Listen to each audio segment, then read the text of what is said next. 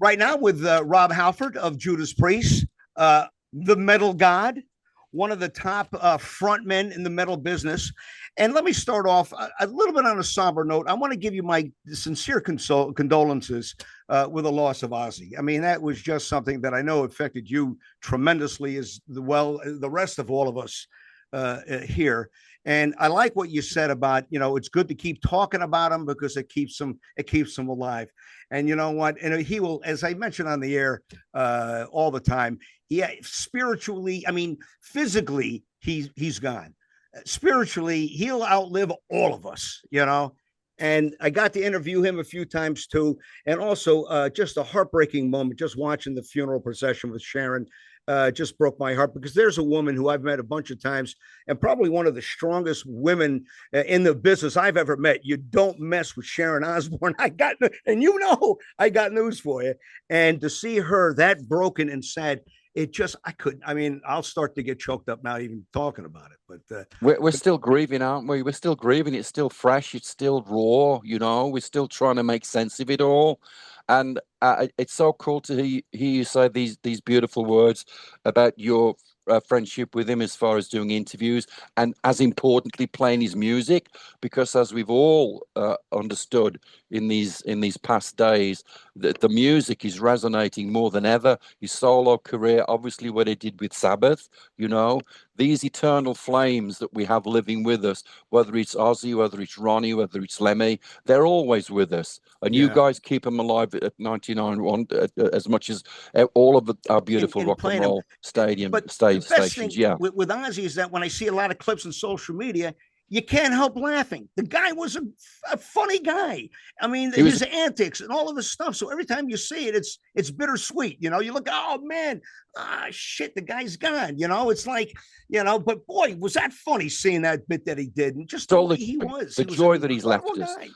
The joy that he's left us, the memories that he's left us, the fact that we can watch him anytime we want on the internet or whatever. We can listen to his music anytime we want. That's the legacy of the man. Beyond the music, he was just a beautiful, kind, giving, caring, sharing man that did so many beautiful things. Simple guy. Yeah, absolutely. There wasn't a lot to him. Yeah. What you saw is what you get. And that's exactly what it is. For him too. I think everybody felt you could be a friend. Ozzy was your friend, even if you never met the guy. Yeah. He had this endearing quality that drew you to him, and you grew up with him, particularly through the Osbourne shows on MTV. He came into everybody's lives beyond the music. The music was already established, but to see him in that home life with the family, it just made the connection even stronger. And it was priceless to begin with. My mother's side of the family is all from England. My mom was born in Reading, and she was a war bride, came over, after the Second World War. So a lot of the English sort of dialogue and the way they would expressions, I mean, I picked on it all. I mean, Sharon Osbourne sort of reminded me of one of my aunts in England, the way they would talk and everything, and just beautiful people. It was just a lot of fun. And so they swear a lot. I do too. So why not? That's what made it even more real, because everybody went, look, that family is just like my family. And that was pretty groundbreaking. What they did was the first of its kind in terms of reality TV. Nobody else had done it 20 years ago. Over 20 years ago. Crazy. On the album Invincible Shield, which came out last year, right? There's a song on there, which I think is a very moving song, called Giants in the Sky. Which kind of talks about a lot of the falling heroes. I know you mentioned Ronnie James Dio. I interviewed him, a bunch of guys, one of the sweetest men I ever met in my life. Just a wonderful guy. And it was sad when he passed. That was back in 2010. And the other folks that you mentioned, and now Ozzy being a part of this as well. It's got to be an incredible song to hear. And I can't wait to hear it when you guys come out here. I'm sure you'll be doing it. We felt that it was a great way to show our love as a band for all of these greats that have moved on to this next place, that their music lives forever. And the video idea came together as we were preparing to go out on the Shield of Painter. We wanted to put Giants into the set because we felt the dynamic was right to put it at that part of the show, because right afterwards you've got Painkiller, We go from Giants to Painkiller. You know, that's a big leap dynamically, and it's just incredible to experience that. But of course, you know, we'd already been playing that song, and then I get this news, and then the next day we got a show, and I said quickly, we've got to put Ozzy on the video at the end of the show, which we were able to do that day after he passed, and he'll be with us on that screen wherever we take him. But it's a great song. It's a great song. The lyrics of that song talk about Ozzy now and all of those other incredible people that have left us, but their music remains here solidly on ground. You know, exactly. Yeah. I'll tell you, that's I'm looking forward to it. Let's just mention the show, and this is going to be a great show. This double bill of Alice Cooper and Judas Priest. I don't think you've played the amphitheater. It's a new theater. It's 5 years old. That's in Bridgeport. Okay. I don't think you've played it. No, we haven't. It's. I was just there last night with Britt Floyd and Get the Let Out. Two great cover bands there with Pink Floyd and Led Zeppelin, and it's a beautiful venue. You're gonna freaking love this. That's great, man. That's great. We like I said, we've played just about every joint in the United States. But to think that new buildings are being made for music, there you go. That's exactly, Rob. That's what this is. This was an old baseball stadium, all right, which is very active. So they didn't slap a coat of paint on it. They renovated the whole place. I'll be there. I can't wait to see you there, just to see the whole backstage area. It's perfect for load in, load out. The artists always come back. They love playing there. So you're going to definitely enjoy yourself. And it'll be great to see I'm stoked. I'm buzzed. I'm buzzing already. I can't wait to get there. Absolutely. And we go way back. Guy. We go way back with you guys in Connecticut and in that part of the east of the US. So it's like a reunion. It's a reunion. We have so many fans, so many friends, you know. That's the joy where we're at. New Haven Coliseum, you played Hartford Civic Center, you played the Oakdale Theater. I mean, you've been all over the place. Every place. Yeah. So coming back is a little bit like coming home in the way that we reunite with our incredible fans that have been supporting us with their love and for this band for all these years, and potentially the new metal maniacs that are going to come. What's this band Judas Priest? What's this band Alice Cooper? Corrosion of Conformity. Are they good? I'm going to check them out. You know. That's right. I want to say there's a third band, Corrosion from Conformity. So it's a with Pepper. Great band, really great. That's going to be good. You know, Alice is a great guy. I remember interviewing him back in the early like 1990, and I'm a golfer. I like to play golf. I'm not any good, but we were talking about that off air, and we're about to go on. He goes, "Hey, listen, whatever you do, just don't mention golf right now.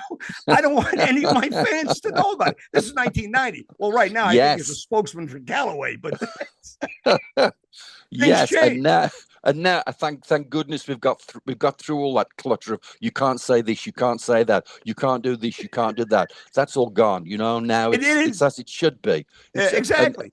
And he's a wonderful man when he starts talking about his stories, especially when he talks about Elvis. And he talks about the president. Right, yes, that's right. Elvis gave him a gun or something. They had involved a gun, a pistol. Come on.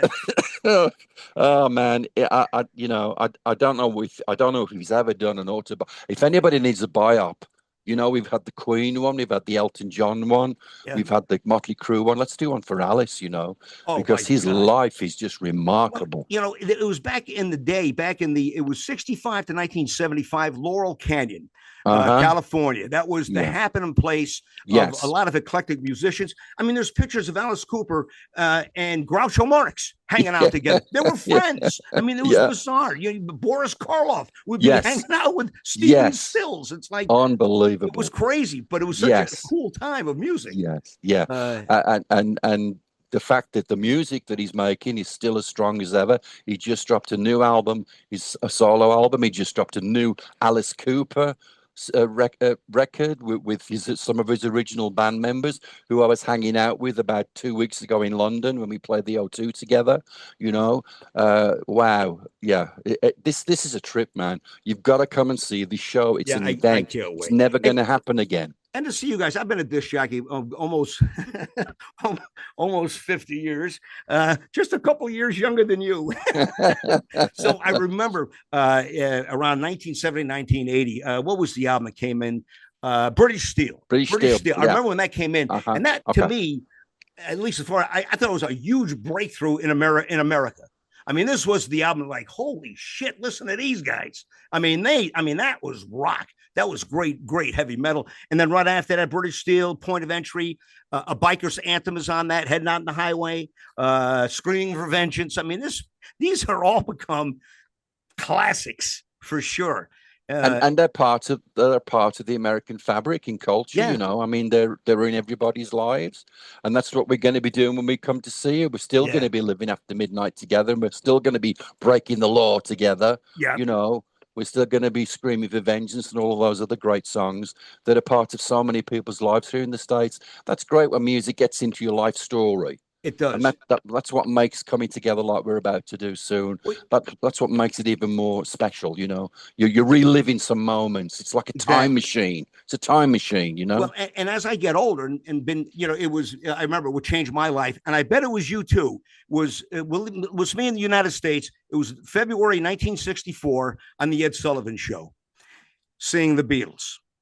From there, it changed my life. I was only 10 years old. But from there, I said, this is it. You know, I started a band, but nobody knew how to play instruments. So I got in a radio, I could play air guitar really good. I can't do anything else. So that was the second best. But it was a turning point. And then from there, that's all it's been. So music like you guys, it's fabric of my life. That's my life fabric. I remember when these songs came out. I remember what I was doing. I remember going out and partying. I don't do that anymore. I've been been on the straight and narrow for almost maybe as long as you. That's great, man. That's great. You got to do it. You can still party without the other stuff. That's for sure. But hey, you know, this is such a good time we're having together. It is. I gotta go and talk to some other friends in rock and roll, but I just want to thank you, Chaz, and everybody for doing what you've done for Priest, and looking forward to seeing you soon. You know what? I love doing this interview because instead of being on the phone, I can actually sit and talk with you. I feel like we just became pals. That's it.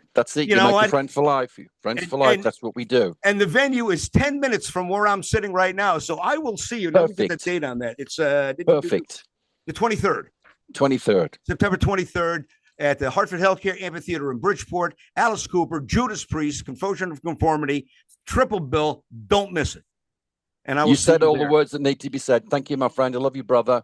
I love you. Priest is back. We'll see you soon. We'll see you that Tuesday. All right. See you there. God bless you. Bye-bye now.